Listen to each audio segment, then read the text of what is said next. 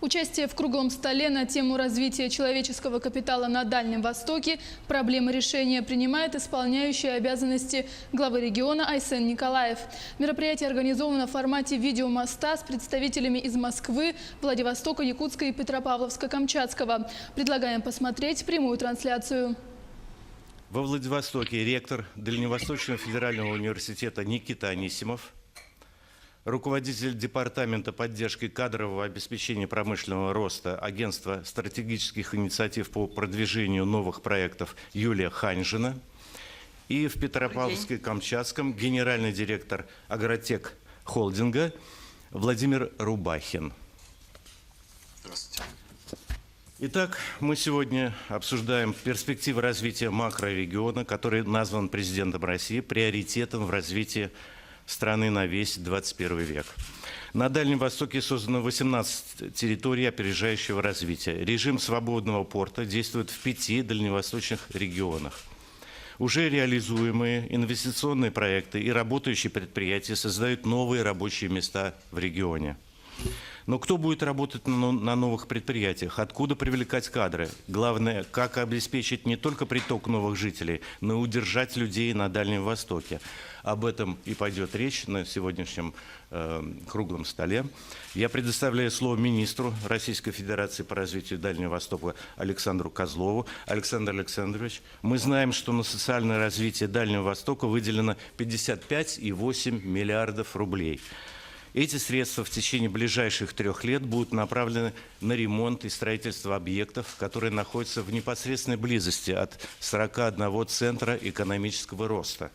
Это 195 объектов социальной инфраструктуры. Это весьма впечатляющие цифры и грандиозные задачи. Ну, пожалуйста, вам слово, прошу вас. Добрый день всем, кто в студии находится, в студиях в регионах. У меня первый вопрос перед тем, как мы начнем. Скажите, пожалуйста, кто из вас на Дальнем Востоке был хоть раз? Скажу честно, 50% рук поднято было. Спасибо, очень приятно. Ну, и, наверное, не во всех регионах 9 вы, наверное, были там, но есть где побывать еще и что посмотреть. Мы можем много говорить о качестве жизни, о размере заработка на Дальнем Востоке. Но я вам скажу следующее, что квалифицированным специалистам платят хорошо и на Дальнем Востоке. И на Дальнем Востоке есть улицы, есть города, есть фонтаны, есть автобусы, троллейбусы, есть все то, что есть в больших городах западной части нашей страны. И вот этот миф о том, что медведи ходят или еще что-то, давайте просто его уберем в сторону. Поверьте мне, природы там тоже очень достаточно, и мы много говорим о том, что нужно развивать туризм. Но почему люди не едут, наверное, вот вопрос такой, почему вы не едете на Дальний Восток? Задайте его каждый сам себе. Наверное, потому что отчасти пропал некий такой дух авантюризма, то, что сегодня 21 век, он не романтиков век, сегодня век рационалистов, людей, которые сегодня могут вот в эту черную коробочку зайти, прочитать на Яндекс.Дзен любую статью, любую информацию и считать о том, что, наверное, они там побывали, то видели, того достигли, о том, чем они ознакомились. Все-таки на Дальний Восток всегда ехали люди духом первооткрывателей и те, которые любили просторы, свободу. И вот уже 4 век сегодня, как Дальний Восток осваивается, и приоритет догнать, перегнать, и о том, что Дальний Восток – это весь приоритет на 21 век, который сказал Владимир Владимирович Путин, мы сегодня получили этот сигнал, темп на ближайшие несколько лет, скажем так. И работаем уже так в круговую, справа у нас новые отрасли экономики, слева рост производства, за спиной кадры, впереди улучшение качества жизни, о том, что сегодня вы сказали, в принципе.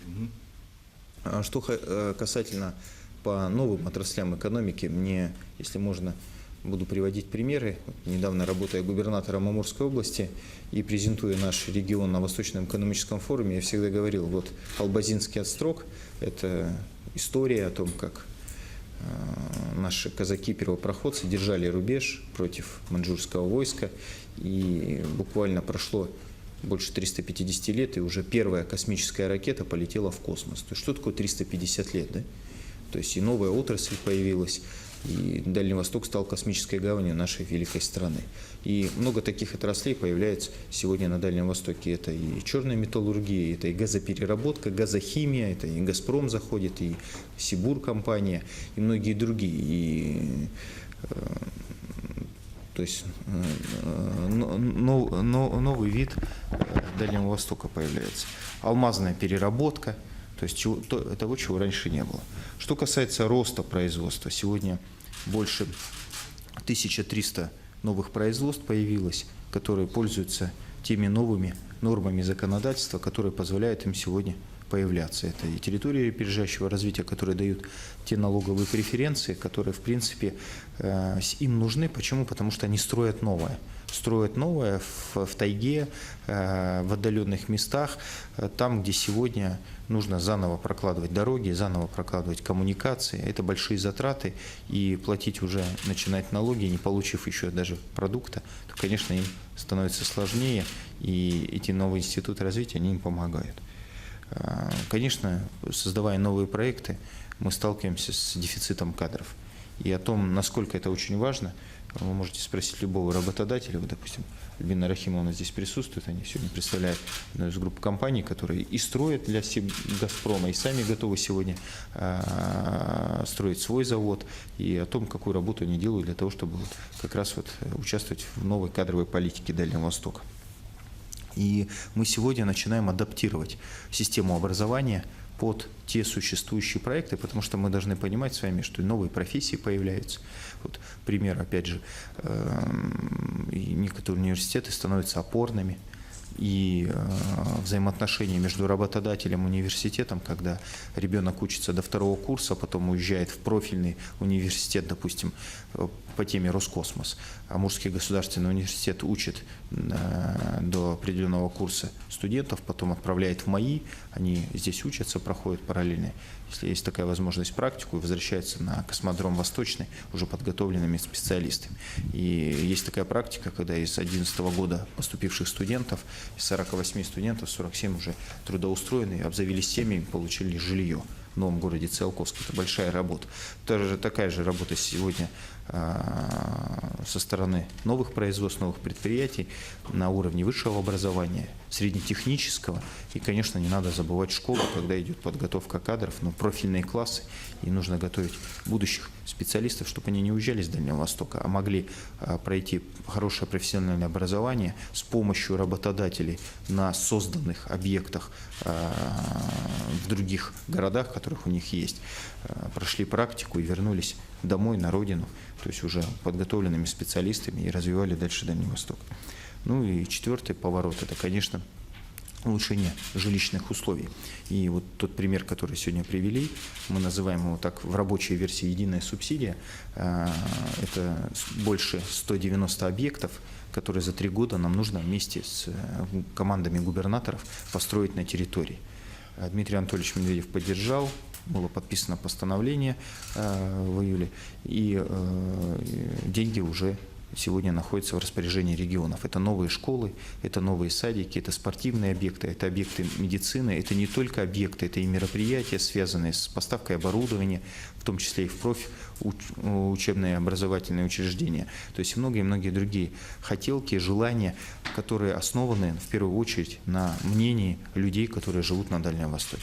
Наша задача сегодня с командами губернаторов, с профильными руководителями, это и Минстрой, и дорожники, сделать так, чтобы эти деньги были использованы по назначению, качественно построены те объекты, куплено то оборудование, которое нужно сегодня для жителей, для того, чтобы это можно было работать. И очень важный вопрос, который мы сегодня обсуждаем с руководителями регионов, вместе участвуем, также по отраслевому принципу, это, конечно, поручение президента, данное в мае текущего года, 204 указ, в котором будут определены 12 приоритетных инвестиционных проектов, по которым мы будем жить дальше до 2024 года. Конечно, мы сегодня, опираясь на мнение руководителей регионов, должны понять следующее, что мы имеем определенный текущий статус, где мы находимся по этим показателям. Это и рождаемость, и смертность, и многие другие показатели, которые влияют на условия проживания. Какие мероприятия мы видим? для того, чтобы достигнуть минимум среднероссийских. Ну и вы знаете, что сегодня и поручения президента говорят об этом, и мы себе такие задачи ставим. Это, конечно, опережающее развитие. И вот в кратком промежутке времени нам придется сделать очень многое для того, чтобы достигнуть того, что уже достигнуто на центральной части России, ну и, конечно, опережающими темпами сделать эти результаты еще и выше. Вот то, что хотел сказать. Спасибо. Спасибо большое, Александр Александрович. У вас еще будет возможность ответить на вопросы журналистов или там выступить. Но вот, когда вы говорили о городах Дальнего Востока, вы перечислили несколько признаков, характерных для мегаполисов. Там все есть, да, но вот метро нет. Может быть, пора задуматься, ну, например, в Владивостоке. Как обойдемся без метро пока. Спасибо, спасибо большое. Ну а сейчас... Более другие важные цели стоят. Сейчас мы переносимся в Якутск. У Республики Саха-Якутия большой опыт в данном вопросе, в вопросе создания необходимой инфраструктуры для людей. Кроме того, хотелось бы узнать о том, как работает территория опережающего развития в республике. Насколько данный режим способствует социальному развитию региона? Я с этим вопросом обращаюсь к Айсену Николаеву. Айсен Сергеевич, просим вас выступить, пожалуйста, вам слово. Добрый день, большой привет из Якутии. Я нахожусь сейчас не в Якутске, я нахожусь сейчас в поселке Нижний Бестях, который, я уверен, в течение ближайших 10 лет станет крупнейшим транспортно-логистическим центром всего северо-востока нашей великой страны. И мы здесь не на словах, а на деле занимаемся как раз вопросами планирования будущего размещения человеческого капитала на территории. Мы уверены, что здесь в ближайшие годы будет построен современный красивый город. Вот сегодня я целый день занимаюсь здесь, скажем так, с железнодорожниками, с транспортниками. И вот знаете, все-таки, когда мы говорим о человеческом капитале здесь, на Дальнем Востоке, мы все-таки не должны повторять одну ошибку, которую наши предшественники в советский период сделали. И в этой парадигме мы, к сожалению, очень часто еще до сих пор существуем. Мы на людей смотрим как на винтики экономической системы.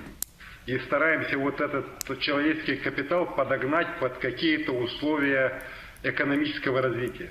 И вот как только мы начинаем действовать в этой парадигме, Дальний Восток, конечно же, всегда будет проигрывать. И, конечно же, в этой парадигме никакого развития и сохранения человеческого капитала на территории Дальнего Востока идти речь не может.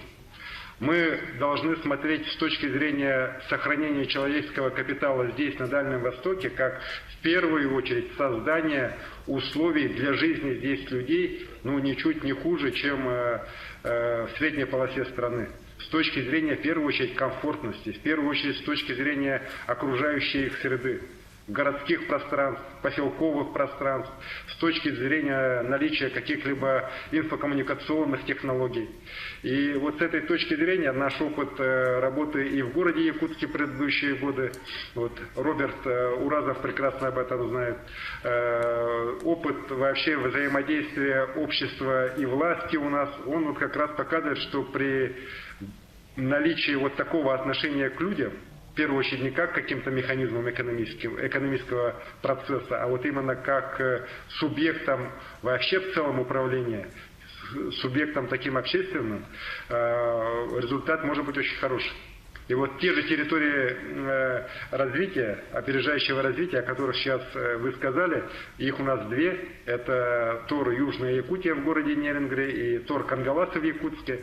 Они оба у нас как раз действуют не просто как территории экономического развития, они в первую очередь уже сейчас у нас как и территории социального развития действуют. Вот те же Кангаласы мы вообще рассматриваем как прообраз будущего городского поселения на севере. Недаром вот у нас есть проект «Кангаласы 2.0», который мы хотим презентовать с резидентами этой территории на Восточном экономическом форуме в этом году, как, еще раз говорю, как экопоселок, в котором, конечно же, будут очень современные креативные производства. Поэтому я долго занимать времени не буду. Да? Еще раз говорю, мы должны поменять парадигму отношения к людям здесь, на Дальнем Востоке. относиться к ним не как к каким-то, знаете, вот механизмам, винтикам, которые мы здесь пытаемся посеять именно в исходя из каких-то экономических потребностей, так? А все-таки немножко относиться по-другому. В первую очередь создание комфортных условий для жизни людей, чтобы людям здесь нравилось жить. Вот если людям здесь будет нравиться жить, то и работа здесь, поверьте мне, найдется. У нас на много-много столетий вперед всего, что нужно и стране, и миру есть. Спасибо.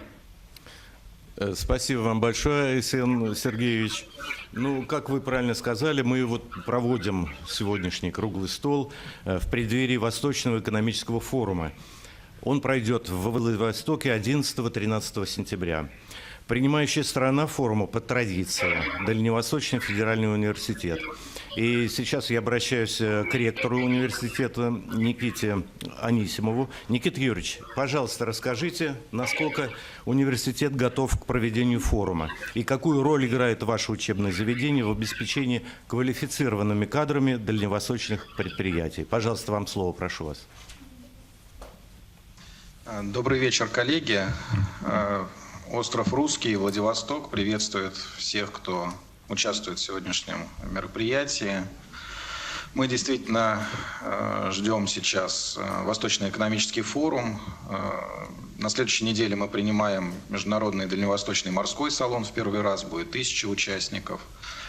Около 6000 участников собрал Восточный экономический форум. В этом году, я думаю, тоже будет такое большое количество. И мы, как площадка, очень рады. Конечно, мы не по традиции, мы по решению организационного комитета принимаем Восточный экономический форум, и это для нас большая честь. Наши студенты также участвуют, причем не только в качестве волонтеров в Восточном экономическом форуме. Уже 15 руководителей крупных российских и зарубежных компаний дали согласие на то, чтобы прочитать лекции нашим студентам в период Восточного экономического форума. Это руководители, которые ведут крупные многомиллиардные бизнесы в мире. Они приезжают на форум обсуждать экономические вопросы. И для наших студентов, я считаю, это будет действительно большим событием. Это делается по поручению Юрия Петровича Трутнева. И я так ожидаю, что в молодежный день около 30-40 лекций для наших студентов будет организовано.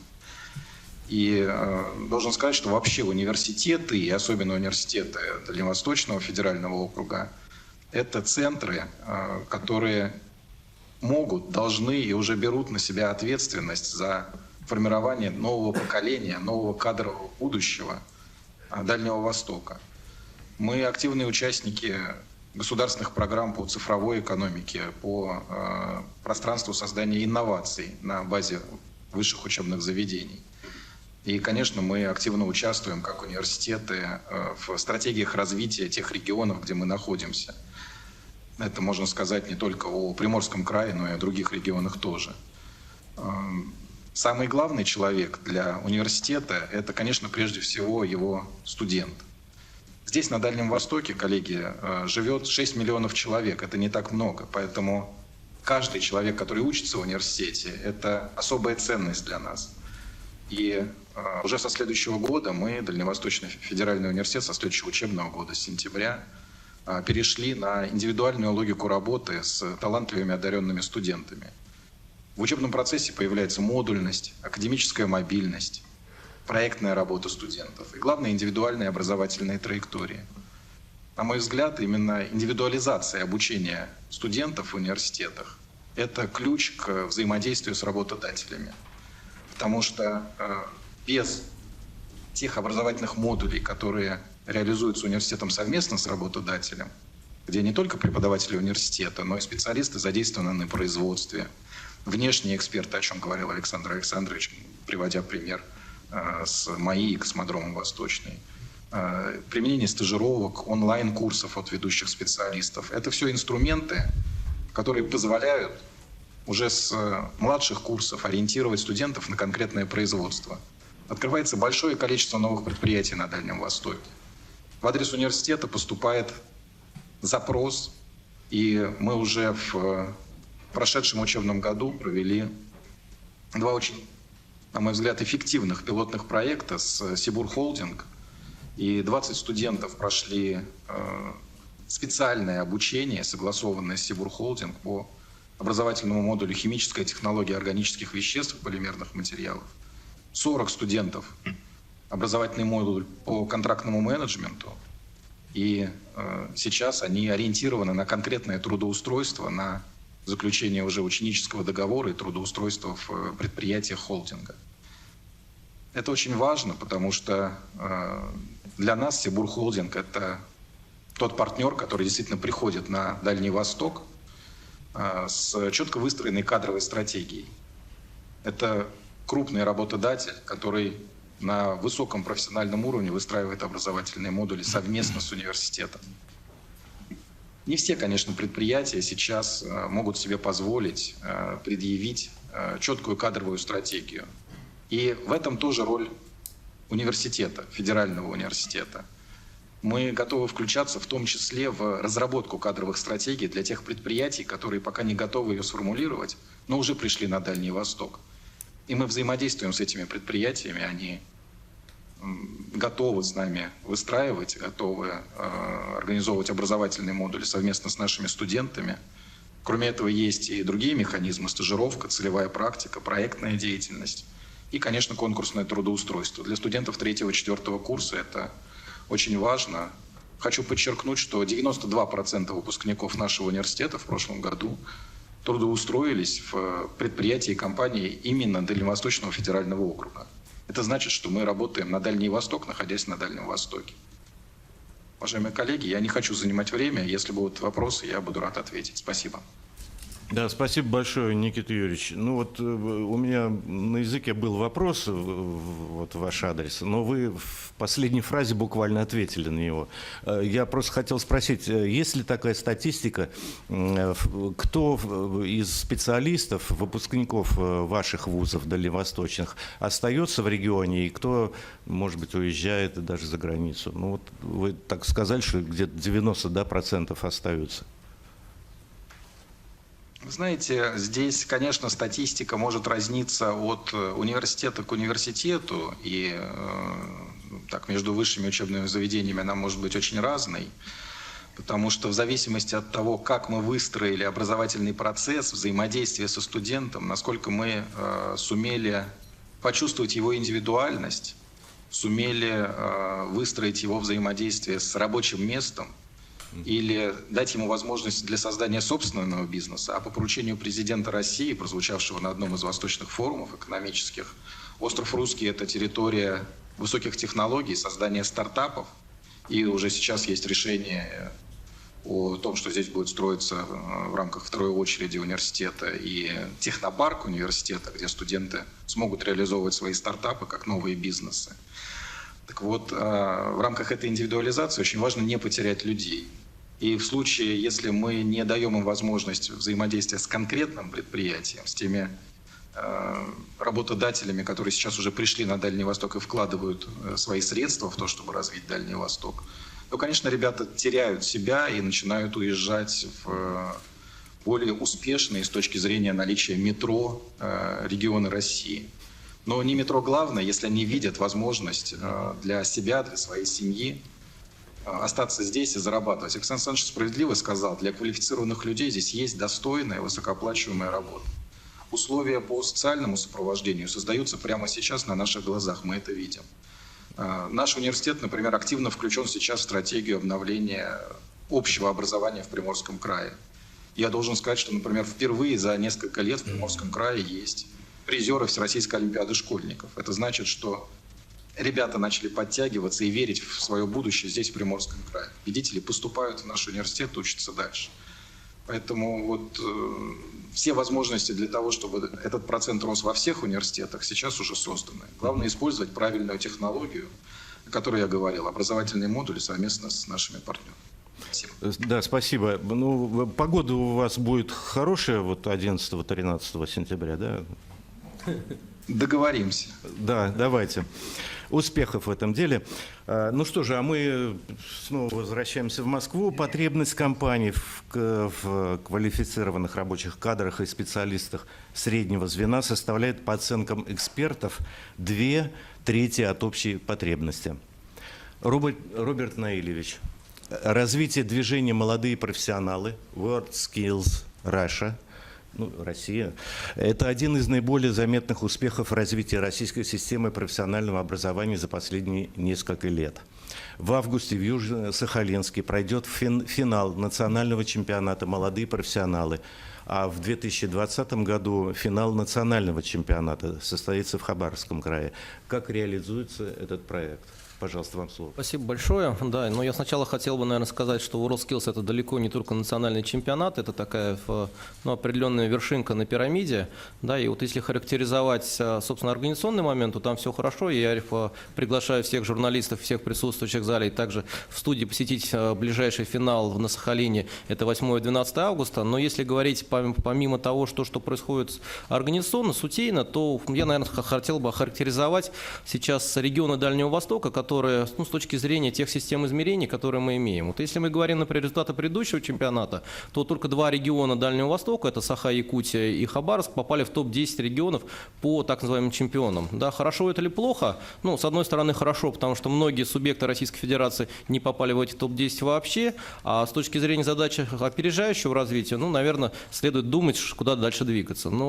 Помимо чемпионатов, наше движение производит так называемый демонстрационный экзамен. Это массовая стандартизированная система оценивания студентов, в основном среднего профессионального образования и немного высшего образования, в которых дети вместо того, чтобы написать бумажный диплом, они делают реальные задания от ведущих производителей мира, то, что, собственно, требуется на производстве. Очень просто, да, если, например, сдает экзамен инженерный дизайнер, он в автокаде либо в Асконе чертит там модель двигателя МС-21, да, причем чертит на время, на качество и так далее. Он не пишет диплом о том, как бы он это делал, а практически делает. Так вот, если мы проводили этот демонстрационный экзамен, мы уже делаем 2 года по поручению президента Российской Федерации Владимира Владимировича Путина.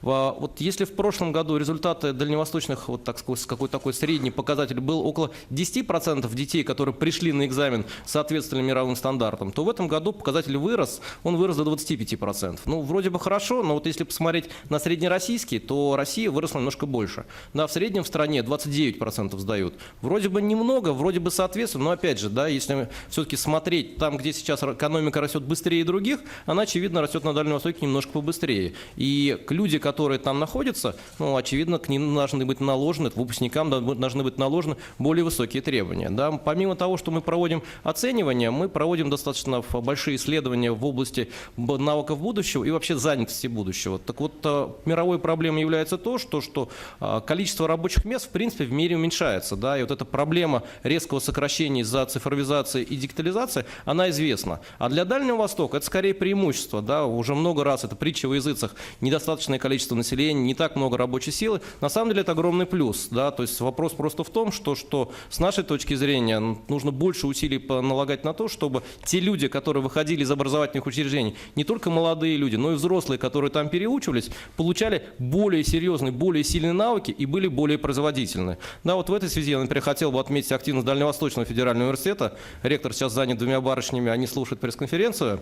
Да, они сделали, с моей точки зрения, очень хороший эксперимент. Они рискнули и попробовали дать студентам 2-го курса практические задания, такие же, которые даются в ведущих компаниях мира по проектированию. Да, то есть результаты там были, я скажу так, чуть лучше, чем в среднем по России, но сам факт, то, что университет думает не исключительно созданием культурной среды, но и практикоориентированно готовит крутых специалистов, он заслуживает внимания.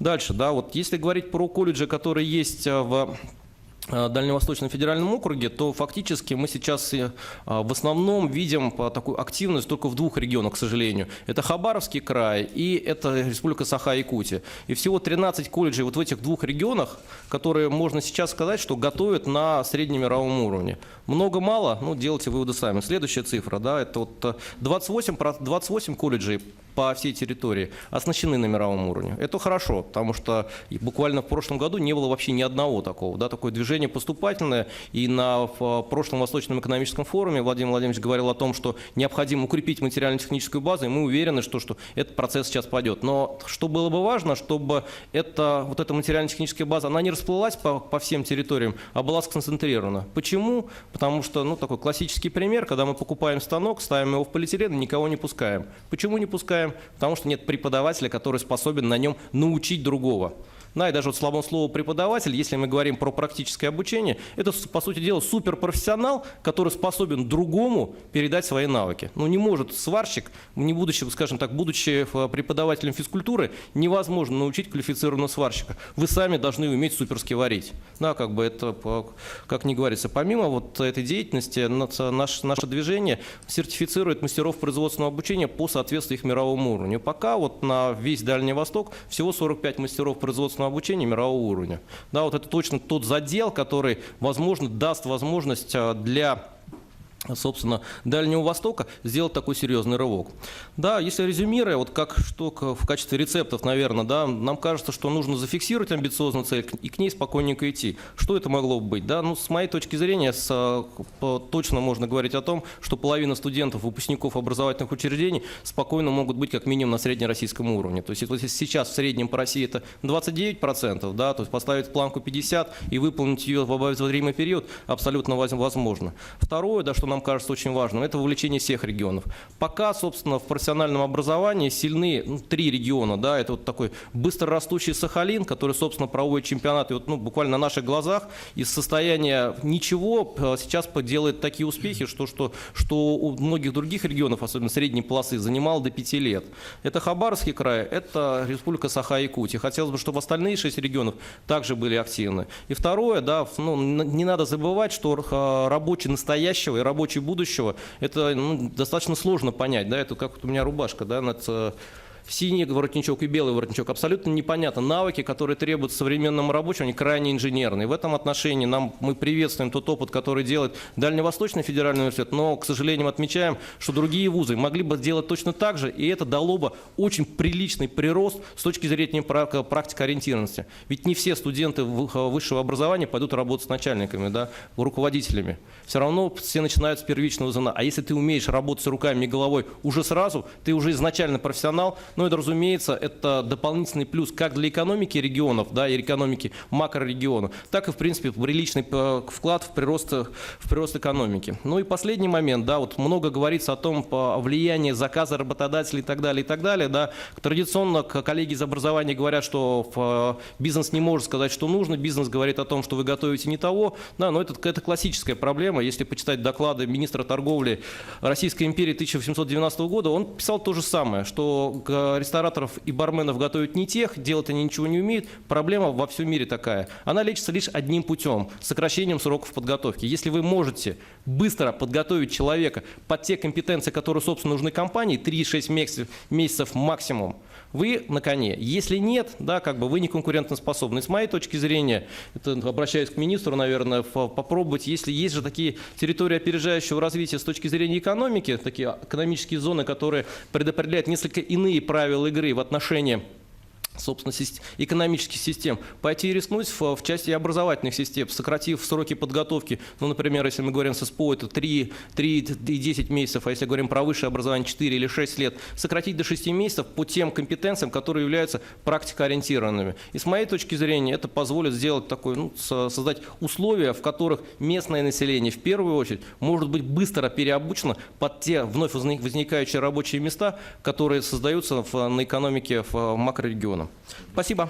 Роберт Наилевич, ну вот вы как-то все больше реализуете свой проект в регионах Дальнего Востока. Переносите опыт в европейскую часть страны, да? Ну, если бы это была сегодня пресс-конференция про Россию в целом, я бы рассказал и про успехи российских регионов. Но мне кажется, что сравнивать Дальний Восток я должен не в среднем по России, а ставить задачу на лидерство. И вот темпы показывают то, что если они будут удержаны, говорить о заявке на лидерство, очевидно, можно, и с моей точки зрения просто необходимо. Спасибо большое. И снова Владивосток. Повышать инвестиционную привлекательность регионов Дальнего Востока необходимо и за счет кадрового ресурса для запуска новых обеспечений действующих производств. Как известно, планируется внедрение регионального стандарта кадрового обеспечения экономического роста во всех субъектах Дальневосточного федерального округа. Агентство стратегических инициатив работает над внедрением этого стандарта. И я обращаюсь к Юлии Борисовне. Просьба рассказать об этом проекте. Пожалуйста. Добрый день, коллеги, добрый вечер. Огромное спасибо за ваше внимание, за возможность выступить. Но я выполнила поручение министра, посчитала, сколько я раз была на Дальнем Востоке. 7 раз. Это Якутия, это Амурская область, в том числе город Свободный, Белогорск. Это Хабаровский край и, конечно, Приморский край. В ближайшее время вся наша команда выезжает всем составом работать уже на нацфинале на Сахалине. Во-первых, мы сейчас находимся на острове Русский, на площадке Дальневосточного федерального университета, где агентством стратегических инициатив запущен вместе с университетом большой интенсив. Называется он «Остров 1021», где мы учимся работать в новой цифровой экономике, больше 1000 участников. И самое главное, что сейчас у нас вместе с нами, студентами, учатся 34 субъекта Российской Федерации, в том числе 2 региона из Дальнего Востока, это Амурская область и Хабаровский край. А по программе CDO это то, как принимать управленческие решения в разных секторах и в разных отраслях на основе больших данных. Есть проекты, которые связаны и с образованием, и с кадастровым учетом, и с туризмом, поэтому будем ждать результаты, обязательно расскажем о том, что такое учиться в университете без стен. Относительно нашего главного проекта, о котором я сегодня хотела бы рассказать, региональный стандарт кадрообеспечения промышленного роста. Этот проект появился в агентстве стратегических инициатив как тематика, связана с инвестиционным рейтингом, для того, чтобы за счет качественного человеческого ресурса повысить инвестиционную привлекательность субъектов. Потому что все наши переговоры с крупными промышленными компаниями и с высокотехнологичным частным бизнесом говорят о том, что практически вторым вопросом, а зачастую первым, все инвесторы задают вопрос следующего характера. Если у меня достаточный качественный, количественный человеческий капитал в том регионе, в который я захожу. Поэтому стандарт у нас описывает всю модель подготовки кадров от заказа, заканчивая дополнительным профессиональным образованием, начиная от прогнозирования в качественном и количественном разрезе тех компетенций и тех людей, которые нужны в данном субъекте, и заканчивая форматами о том, как может быть выстроено их трудоустройство. А что важно отметить? У нас данный стандарт реализовывался нашей командой совместно с команда Роберта Даниловича Уразова. Форматы — это трехсторонних соглашений между главой субъекта, генеральным директором агентства стратегических инициатив Светланой Витальевной Чукшей и Робертом Наиличем. Это реализовывается в формате пилота, и мы закончили его в прошлом году. Было всего выбрано 20 пилотных субъектов, и среди регионов Дальнего Востока в пилоте принимали участие Якутия и Хабаровский край. И что для нас очень отрадно и очень важно отметить, что результаты данного проекта докладывал губернатор Хабаровского края президенту Российской Федерации в этом году в марте в рабочей поездке в Свердловскую область по обсуждению как раз профессионального образования. По итогам этой поездки было принято поручение президента о тиражировании данного стандарта на все 85 субъектов Российской Федерации как сквозной модели о том, как должна быть выстроена система подготовки кадров под запрос ключевых заказчиков на территории того или иного субъекта. Важным элементом и наша позиция касается следующего: о том, что все решения в системе образования должны приниматься при непосредственном участии промышленного инвестиционного блока. Поэтому ту модель, которую мы закладываем в стандарт, по группе всех мероприятий, мы выбираем координатора и связываем в единую точку для принятия решений, какого типа кадра нужны. Потому что у нас зачастую есть кейсы, с которыми мы знакомы, когда закупается оборудование в систему образования, оно не согласовано с работодателями, не прописаны программы, которые действительно востребованы. Мы выстраиваем в ручном режиме эту логику. Сейчас будем работать, конечно, со всеми оставшимися субъектами Дальневосточного федерального округа, в том числе самое главное, уже запуская на территорию те лучшие практики, которые наработаны и в 20 пилотных субъектов по всем направлениям подготовки. Что важно еще отметить? Мы работаем практически со всеми ключевыми работодателями не только на территории Российской Федерации, но и исключительно в том числе на Дальнем Востоке. Мы очень рады, что сегодня в студии присутствуют коллеги из компании «Сибур». Они нас поддерживаю в том числе в тиражировании лучших практик, касающихся и наставничества, и практикоориентированной подготовки, и в том числе о том, как планировать и правильно выстраивать систему заказа в сторону образовательных учреждений. И тот кейс сегодня, который рассказывал ректор, он исключительно тиражируем. Мы будем всячески поддерживать и рекомендовать присоединиться другим университетам к данной модели, потому что с нашей точки зрения вопрос и мячик не только на стороне субъектов системы образования, образования. К сожалению, не все работодатели могут правильно и четко сформулировать заказ, не только в долгосрочную перспективу, но и в краткосрочную перспективу для того, чтобы в том числе погрузить и выгрузить этот заказ в центры по опережающей подготовке и по той модели, про которую говорил Роберт Нилович Уразов, под специализированный заказ.